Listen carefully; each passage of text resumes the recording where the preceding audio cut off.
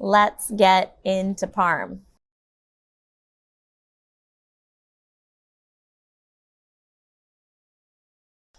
All right, we're talking about pairings.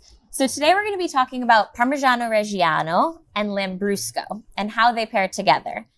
Our particular profile of Parmigiano Reggiano comes from northern Italy. Most Parmigiano Reggiano comes from flatlands right around Emilia-Romagna in Modena and surrounding areas. But our particular profile of Parmigiano Reggiano is a mountain style. So it comes from one of the most northern regions in Italy where Parmigiano Reggiano is allowed to be made. And the affineur, so Crevera, who ages this Parmesan, also will do a few unique things throughout that aging process. So he'll flip the wheels more frequently. And if you can see this gigantic wheel next to me, this is a quarter wheel of Parmigiano Reggiano. The whole wheel weighs about as much as I do. So it's definitely something that is a bit of labor of love if you're going into aging or making Parmigiano Reggiano, because it really is a labor intensive process. And by flipping them more frequently, what you're doing is you're getting this kind of beautiful, cakey, softer style of Parmigiano Reggiano. I think a lot of people associate this style of cheese of Parmesan with like a cheese that you add into pasta dishes or that you top on something. But this style of Parmesan is actually, it's a snacking cheese. I'll take a huge chunk of this. I'll put it down on the table when I have guests over. We serve it in our wine bars here, just kind of as this beautiful snacking cheese. It's not as dry. It still has a lot of life and moisture, and it showcases these beautiful mountain pastures that our Parmesan comes from. So I always like to kind of dive into it, cut into it kind of on the curd line as it ages here, and just cut it up into chunks. And it's a really beautiful snacking cheese. Our particular profile of Parmesan has these really beautiful kind of nutty floral notes to it. It's a little bit brighter, a little bit more zippy. So you get these kind of like brothy, caramelly notes that you might associate with Parmigiano Reggiano, but you also get these beautiful, bright floral notes and this kind of herbaceous quality that you'll get from the cows grazing out on that local pasture in those mountain pastures. Lambrusco is a style of wine that's definitely gotten a bad rap in the States. It's a style of wine that's been produced for a really long period of time in Italy, but didn't really make its way out of the country. Whenever it started being exported to the United States, it was really only this sweet kind of saccharine version of Lambrusco, and that's what I think people still associate it with today. A lot of the producers that we're lucky to be able to work with here at Dedalus are going back to kind of these more traditional methods of making Lambrusco. So they're not these sweet styles of wine, but they really showcase the different aspects of this grape. So there's a lot of different varieties of Lambrusco. Primarily the ones that we carry in our shop and that the producers that we carry work with are Lambrusco Sorbara and Lambrusco Salamino. So this is Lambrusco Salamino from Pairings Salicetto in Emilia-Romagna. And the gentleman who makes this, Gianpaolo, used to be a Muay Thai fighter. You don't really think about Muay Thai fighting and winemaking, but after he retired from Muay Thai fighting in Thailand, he decided to come back and start making these natural styles of Lambrusco in his home area of Emilia-Romagna.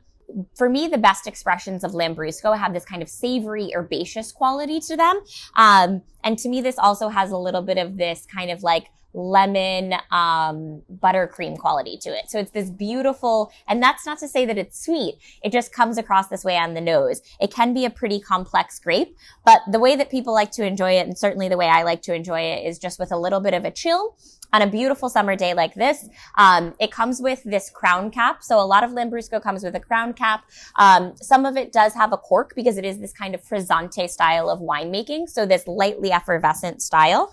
And they're not really meant to be aged out a long period of time, although I've definitely had some older styles that still were showing beautifully. But they're meant to be consumed young, which is why you'll have this crown cap here. You can just kind of pop this top right off and dive on in. So you can see it has this beautiful kind of frothy foam on the top here. And the Lambrusco Salamino definitely has a little bit of a thicker skin than some of the other styles of Lambrusco. So you'll get a little bit more tannin here, which for me allows you to be really versatile with food pairing. So one of the pairing principles I often talk about is what grows together goes together, this kind of sense of terroir. So Lambrusco has been grown and produced in Emilia-Romagna for a really long time. Same thing with Parmigiano Reggiano. So if you're thinking about these regions that cultivate certain styles of food or wine and enjoy them together, it's a pretty safe bet that they're going to be delicious whenever you enjoy them together. If you don't know anything else about pairing principles, that's the one I always go to. If you go into a wine shop or a cheese shop and you say, I have this bottle of wine, it's from this particular region, do you have anything that would go with it?